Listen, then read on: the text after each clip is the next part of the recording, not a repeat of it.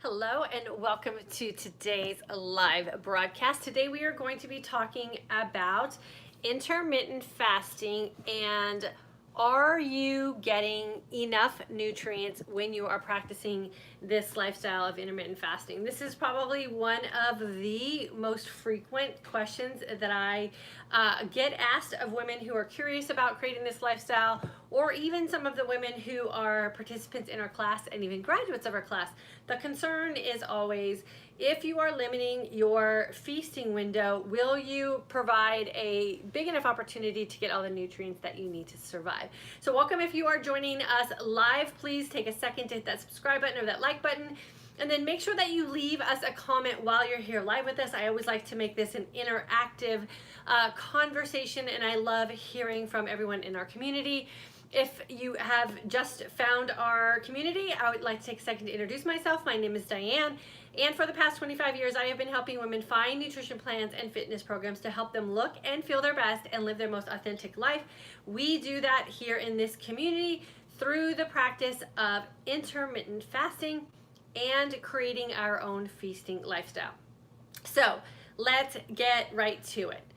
If you are practicing a lifestyle of intermittent fasting, are you providing your body with a big enough opportunity to get all the nutrients that it needs?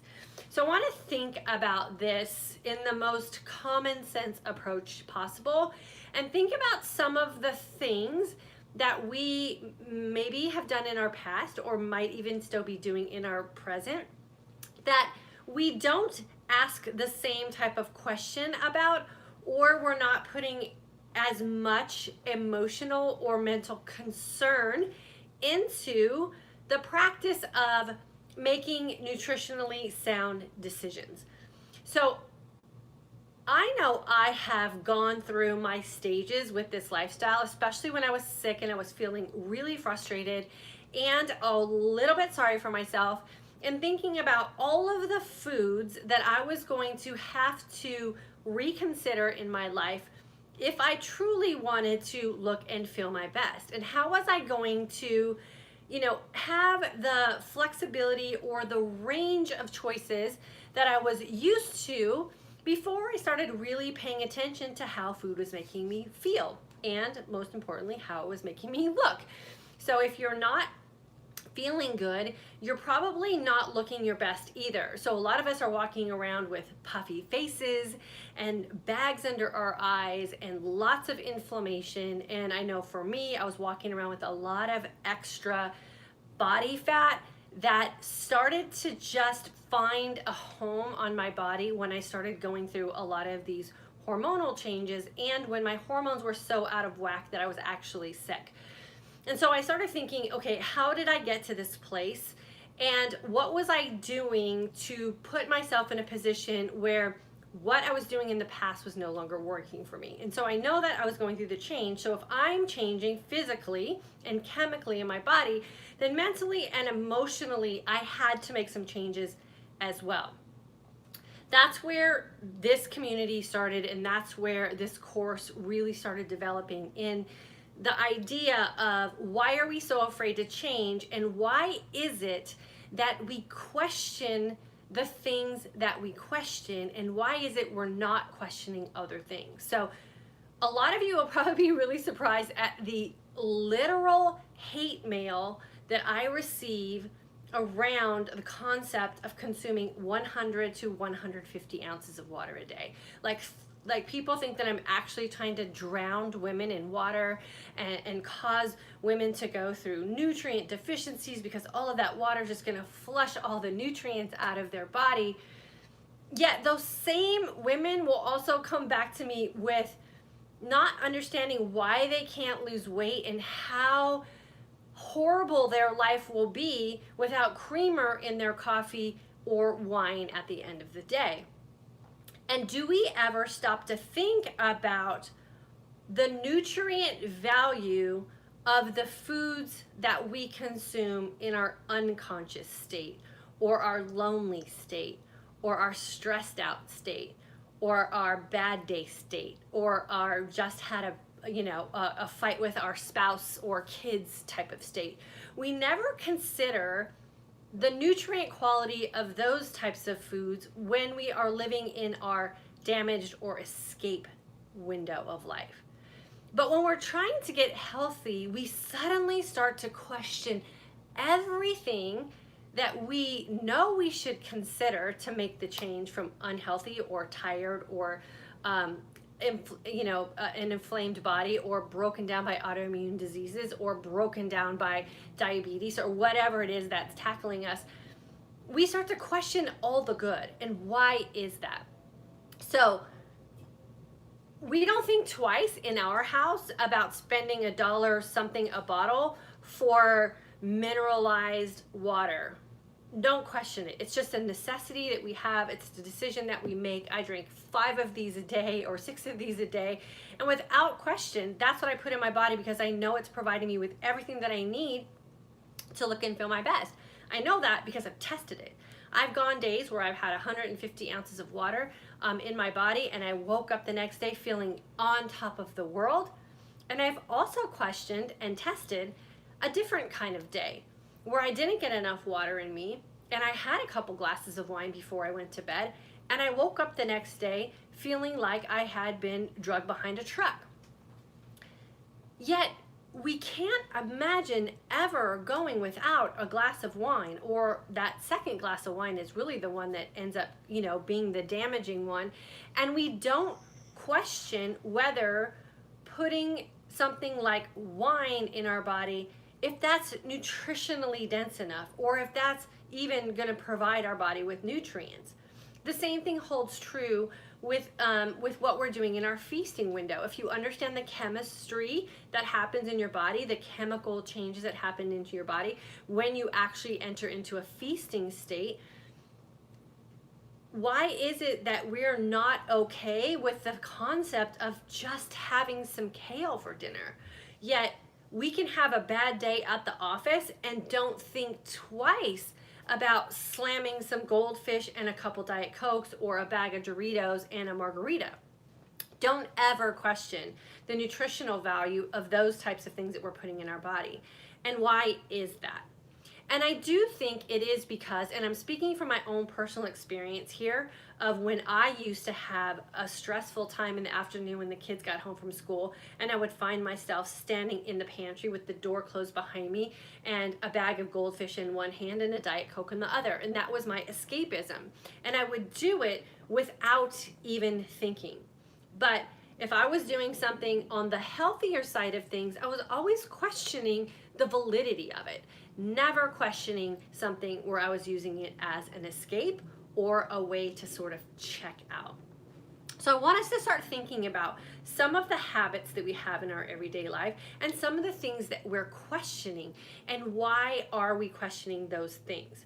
If you eat a diet meaning nutrition, if you're consuming nutrition in your everyday life that has a rotation of colorful, fresh vegetables, you will be fine nutrient-wise. If you feel like you're missing out on something, the best thing to do is go get some blood work done and either prove that what you're doing is correct and working for you, or prove that maybe you have some gaps and that you need to add some supplements in, or question some of the other things that you're consuming.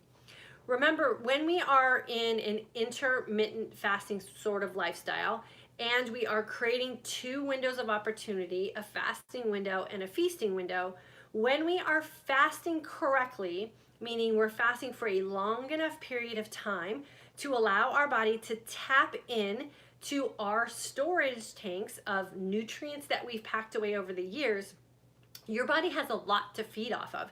It's going to be fine. It's when we cheat that fasting window that you should question whether you're getting the right amount of nutrients for you and your lifestyle.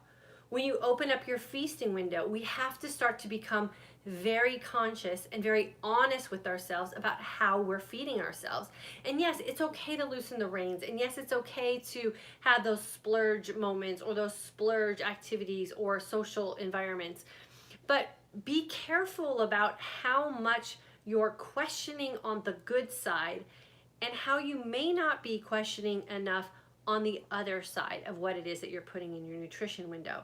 I guarantee you, if you had one single vegetable a day for a period of time, you would not become nutritionally deficient if what you were doing in the other aspects of your life were also very sound decisions about the longevity and the quality of life that you plan to live with yourself and for yourself. So check yourself when you start questioning things that seem like they might be too good to be true. Check yourself when you're questioning things that someone else is doing that's working for them, and ask yourself if that might also work for you or if perhaps it won't. And then think about some just simple logic that you're applying to your day. If your day is consumed with black coffee only and no water, are you going to be getting all the nutrients that you need, especially if you're not consuming mineralized water? Remember, we drink mineralized water for a reason.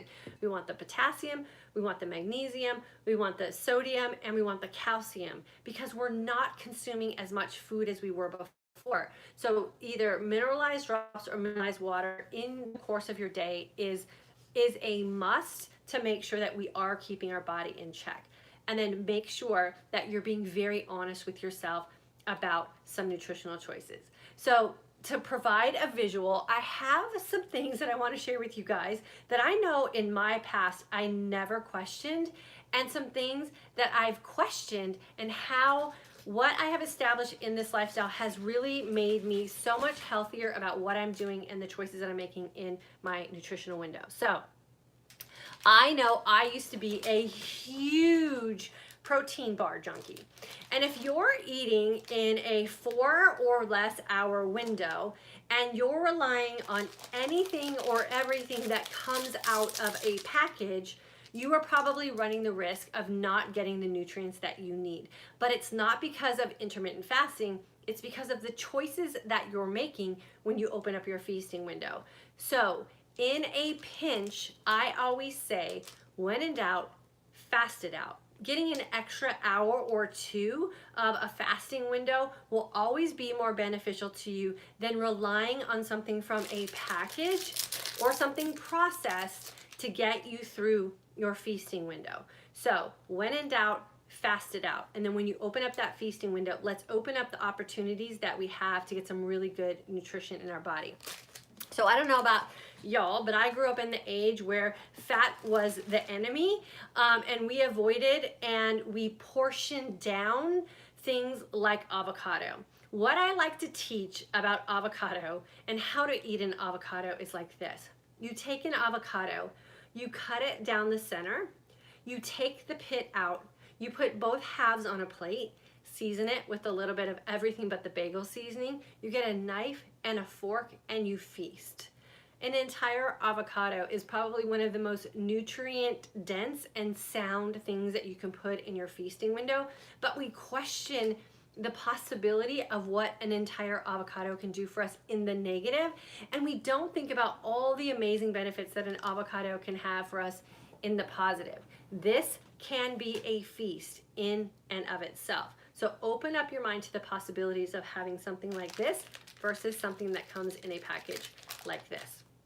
Another thing that we absolutely love having in our house, and you guys see me post about it a lot, is just a bowl full of vegetables without having any sort of animal protein on it. Remember, vegetables have an amazing amount of protein in them as well. You just have to make sure you get enough variety of vegetables in your day. You will be fine. If you are living a vegan type of lifestyle, you are getting everything that you need through the nuts, the seeds, and the vegetables that you're consuming. So we often have, a big bowl of just cut up vegetables. We have our celery, we have our sweet bell peppers, we have some cucumber, we have some tomato, we have some pumpkin seeds, we have some avocado oil. That is a bowl of nutrient dense foods, and it can be enough to sustain you if everything else in your life is also being added in the best quality available. Something else, like I said in the beginning, that we often question and then maybe don't question enough.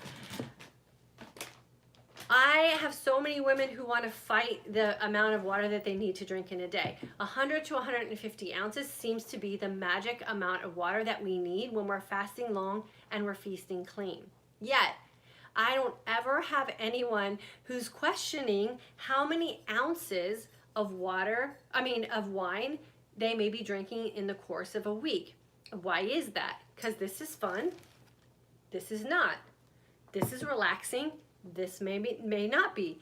This is a habit that we tend to incorporate at the end of a stressful day as a reward that we have for ourselves because we just survived another day.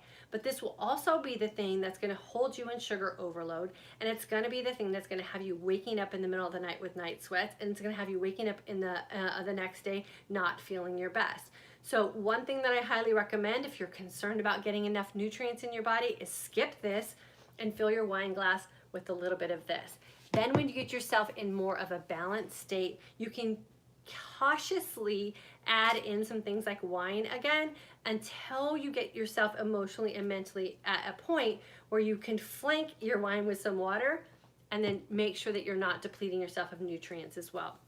Remember, anything that has that negative nutrient value to it, and yes, you're going to hear reports about how wine has its polyphenols and wine is so great for your heart and wine is this and wine is that.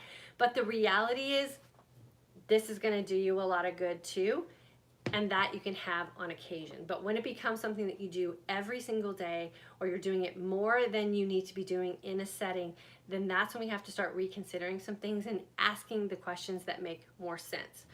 Another big thing that you guys know that I talk about all the time is things like the little extras, right? The healthy snacks.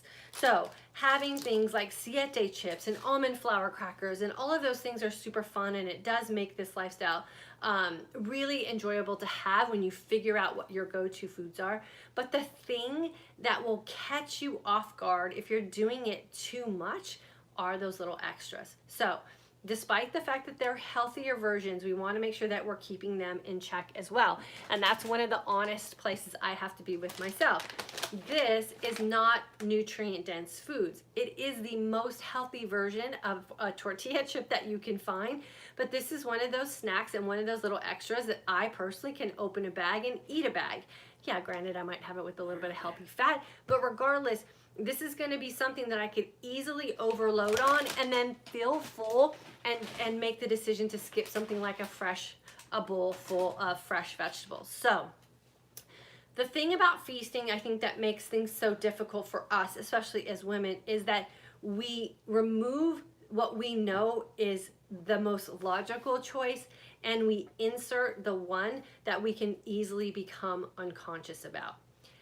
Nutrition is nutrition. It hasn't changed much over the years.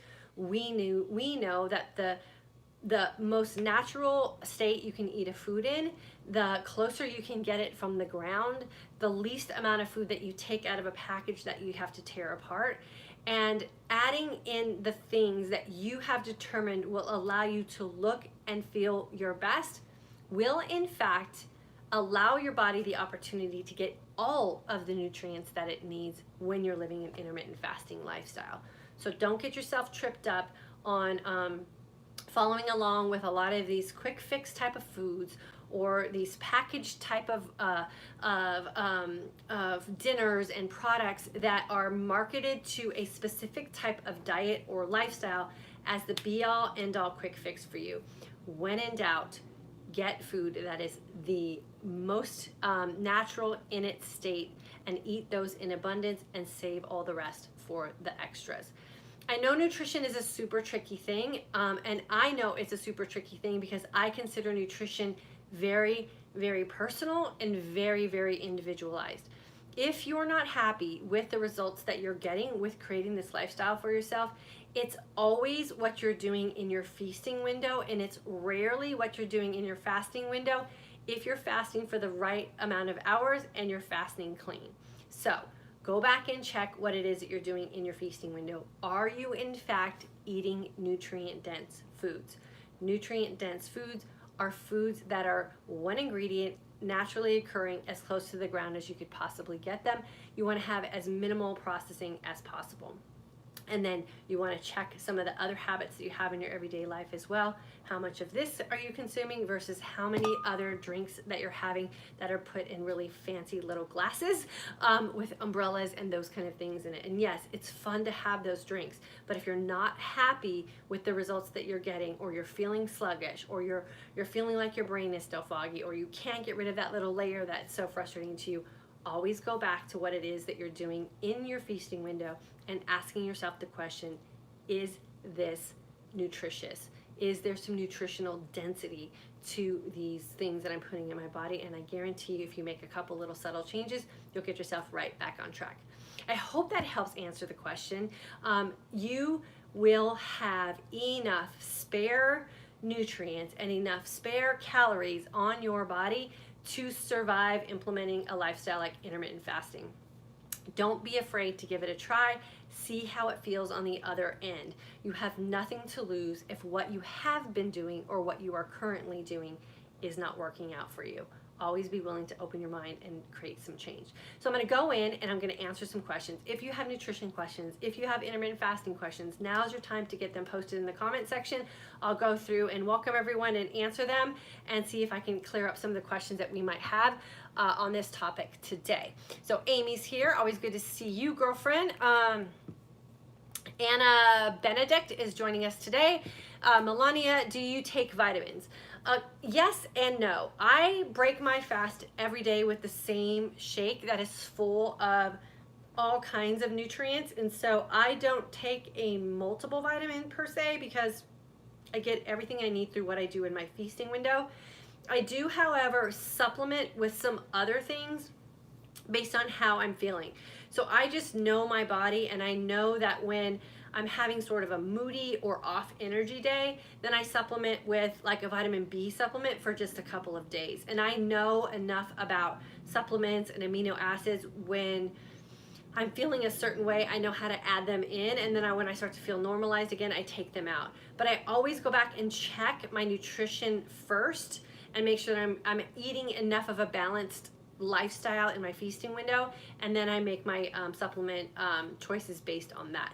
And again, supplements are that thing that I always say, if it works for you to take a supplement, it's not going to hurt you. I always believe that supplements are sort of that placebo effect and that mental mind map that we create for ourselves. So if taking a supplement makes you feel like you are engaging in doing good for your body, then you should take a supplement to keep you on that mental track of just creating activities that are good for your body. If you're not a supplement person, then you should be able to get everything that you need through the food choices that you're making for sure, and then just kind of vary it depending on how you're feeling. And then make sure any supplements that you get are not full of fillers. So you want no corn, no soy, no dairy. And I think there's another thing that's usually put in supplements. So they're very clear when they don't have them. If you can't find all the no's that aren't in a supplement, then that means that there are probably some fillers in there, and you want to just keep looking until you find one that's going to work for you. Karen, great to see you live from the UK, June 2019 grad and F3 July. My life has changed for the better in the last 2 months. Thank you. Girlfriend, you are welcome for sure. Appreciate you trusting me with you. I love when our grads come back and visit. Layla from Stavanger, Norway.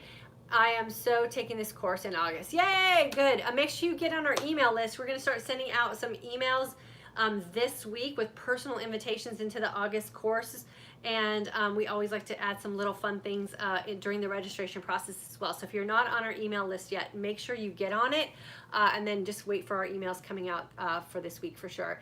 And then Pauline from Calgary, October 2018 grad. Good to have you back with this, girlfriend. Karen, I love being in control of what I'm putting in my body and consciously deciding everything and then enjoying the experience. Yeah, for sure. You know, and that's what food should really be, right? Is a trial and error and an experience of positive sensations. And we were just talking the other day about how, you know, sometimes we make things because I'm not a cookbook person and I'm not a recipe person. So we wing things a lot in our kitchen, and sometimes they turn out fantastic, and those are our rinse and repeat meals. And then sometimes they don't work out so great, and we just kind of chuck them and know not to ever repeat that one again. And so it should be a process of trial and error, and just using food as a means to just sustain everything else that we're doing and fulfill what it is that we like socially with what food does for us as well. Amy, the bowl of veggies is my favorite, and I always add nuts and seasoning. Sometimes I add a whole avocado. Yeah, don't fear avocado, don't fear olives, don't fear nuts and those kind of things in your salad. The best way to keep vegetables interesting, the way we do it here, I talked before, I have like my 5 go-to things that I always have in the refrigerator, and those are the basis of kind of what we build dinner around every night. Is sometimes I'll make a salad that's just green stuff, and it's just cucumber, avocado, olives, and some pumpkin seeds, and it's the green salad. And then the next night we might make it a summer salad and add some red in it with some tomato and some sweet bell peppers and all the other things, the cucumber and the avocado. And avocado and lemon and rice vinegar and avocado oil makes the most creamy dressing ever. That you'll never have to go out and buy a salad dressing again. And then adding in some seasonings and some crunch and color and texture and cutting things differently from one night to the next, using different bowls, sometimes put it on a plate, can make it seem like the same old rotation of vegetables that you're eating on a rinse and repeat are a brand new meal every night by just adding a little bit of variety to them. And that's the best way to make sure you're getting the nutrients that you need for sure. Shannon, good to have you. Karen, I consciously choose sparkling water tonight instead of alcohol and broke my fast with pistachios, one at a time as you suggested. Good for you, girlfriend. Pistachios in the shell are the best way to go for sure. Pauline, hello. Diane from Pennsylvania is here. Elite July graduate and then an August repeat student. It's always good to have you guys know that going through the course on that second time is how you build the foundation that will stick through the test of time and help you build that time and consistency. So super glad to have our July grads jump in and help us out with our August students as well. And then Karen, you say listen to our bodies and read the signs and signals. I'm trying, but it's confusing, probably because I'm only 2 months in. Will it come cleaner as I keep going? Yes, it totally will. It took me the longest time to figure out how bad soy was affecting my body.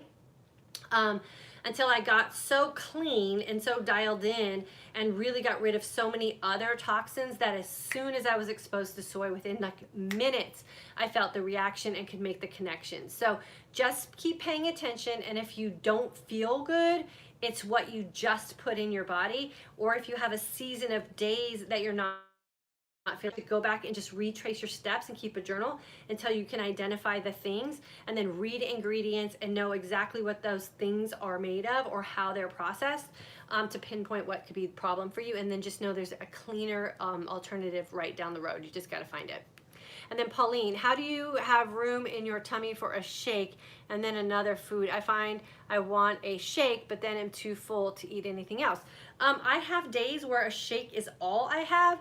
I have days where maybe an avocado is all I have. I have a day where there's a plate of kale available and that's all I have. And that's what I want you guys to understand is once you get your hunger hormones under control, remember you have a signaling hormone that lets you know that you have been nutrient satisfied.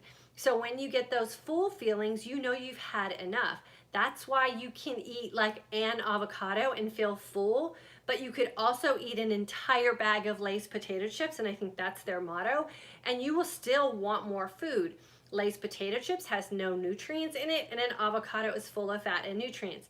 This one will satiate you and send signals to your hunger hormones, letting you know everything's a-okay. And a bag of Lay's potato chips will leave you nutrient deficient and hungry for more. So pay attention to those hormones, pay attention to those hunger signals, and then respond accordingly. If you're full, you're satisfied.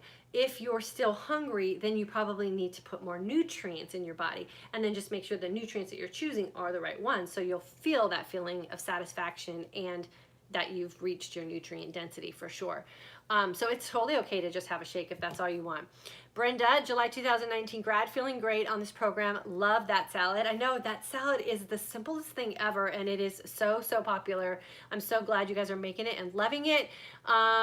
You're welcome, Elite. And then Pauline Richardson, you are super welcome. Okay, so let me see who's over here on YouTube if you guys don't mind hanging out on Facebook. Why I welcome everyone and answer questions on YouTube. We always have a lot here. So hopefully we will have some good questions that maybe you guys might get a good answer to on Facebook as well. Margaret, hello. Surreal from North Carolina, 2019 July grad. Susan, catching you live from steamy Florida, steamy in Texas as well. Course grad from December 2018. I take a quality multivitamin to cover my bases in addition to eating nutrient-dense food. Yeah, I think that that's great. And like I said, you know, even if you don't need all of the things in a multivitamin, if it creates a system of good habits, which then creates the mind map that you are doing good for your body, then a multivitamin is a win for sure. So you can't go wrong with it. If you're not a vitamin person, then just make sure that what you're getting in your nutritional rotation is nutrient dense, and then you should be fine as well. And then when in doubt, just go get yourself some blood work done and make sure that you're efficient in all the things that are crucial for sure. And then Teresa, the longer I live the IF lifestyle, the more I want to make what I put in my body really count for my health. It's helped me divorce from emotional pull of food. September 2018 grad in Texas. Yeah, Teresa, I think that was the most healing part for me. Yeah, the diabetes part was great, and the whatever's going on with my autoimmune disorder, that's fantastic too. I don't have to deal with that anymore. But the true freedom was the mental and emotional healing and breakthroughs that I have with how and why I feed myself, and some of the self-sabotaging things that I was doing, living in this cycle of disappointment and grief and sadness about choices that I was making. And so I think that ends up being the best lesson that we all learn. So I'm glad that you're recognizing that and living in that for sure. Shannon from Georgia, hello. Cindy from Georgia, May 2019 grad, loving IF. Thanks for all your wonderful sound advice. Girlfriend, you are super welcome. And Chrissy from Canada, hello.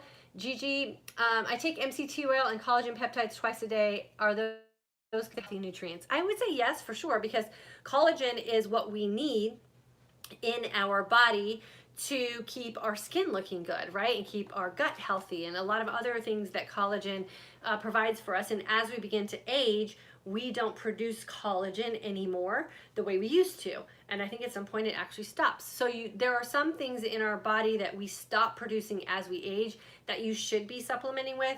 Collagen protein is definitely one of those things. I just consider that part of my feast. And then MCT oil has many benefits as well. So I would say, yes, that's for sure part of your nutrient-dense feasting for sure. And then Kelly from Florida, thanks for being with us. We love you too. Stacy from San Diego, July 2018 grad. Margaret, love avocados. Me too, girlfriend. And isn't it just like such a win when you open up an avocado and it's absolutely perfect on the inside? It's the best day ever. Stephanie from Indiana, excited to start the August class. Good to have you with us. You're already signed up. I love that. Violet, May grad, and I'm not giving up. Fasting regular 18 to 19 hours. Can't do 20 yet. Need some help with working night shift. What would be the best snack at midnight? Well, if midnight is part of your feasting window, then I would say probably something like a higher fat type of food so you feel satiated.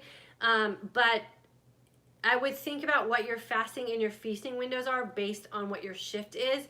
And the best thing that I could recommend for someone who works a night shift is fast long and feast short. That way you can really utilize that energized sense of calm, keep your circadian rhythm in track, because I'm sure you have a life you have to live outside of night shift as well. And then just make sure you're getting those good quality fats at night to keep you feeling satiated and keep your mental alertness up as well.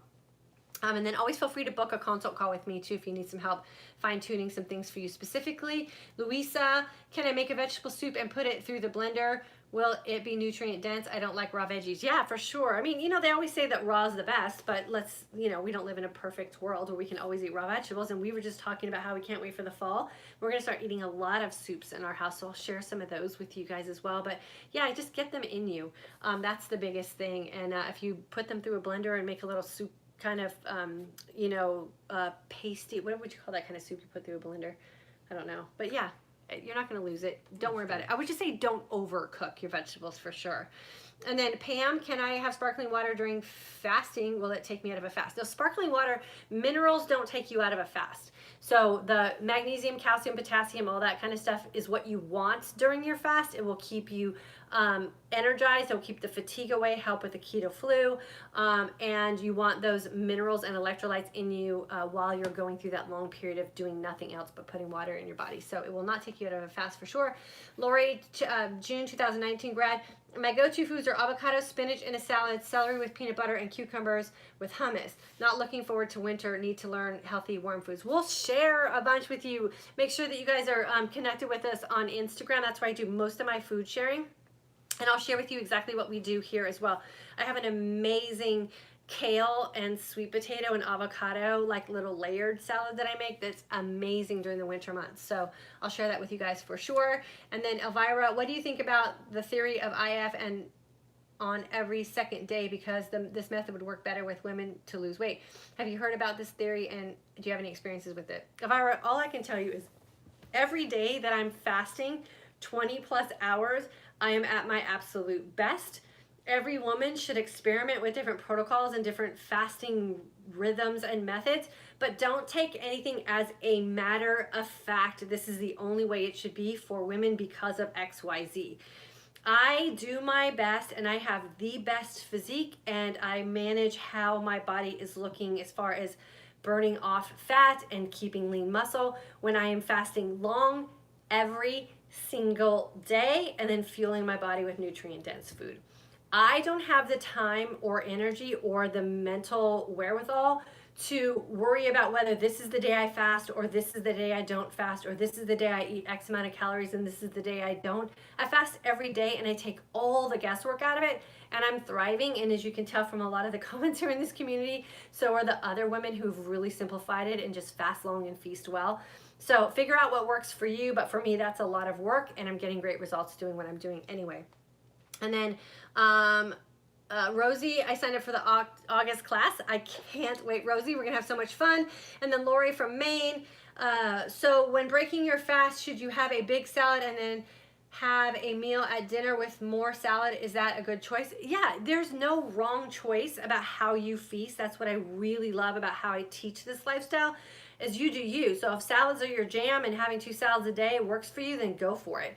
You have to really learn how to ebb and flow through your feasting window and use that energy to fuel your next fast. And that's how I really like to think about what I'm feasting on, is how will this feast fuel my next day and fuel my next fast? Knowing that I like to work out, I'm a super busy woman, I have to stay mentally alert and focused because I do a lot of computer work and talking to other people. And so I feast to fuel my next day.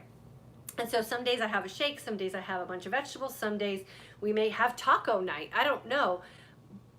But you have to always make sure that you're questioning the right things for the right reasons. So when in doubt, one ingredient, wholesome, raw food is the best. If that doesn't work for you, then you cook some stuff. And if that doesn't work for you, then you put some stuff in a blender or whatever it is that you need to do. But just make sure that you're not questioning this lifestyle for not giving you enough. You have to question the choices that you're making when you go to break your fast and you start to feast your body. And I think if you stay with those rules, you can't go wrong.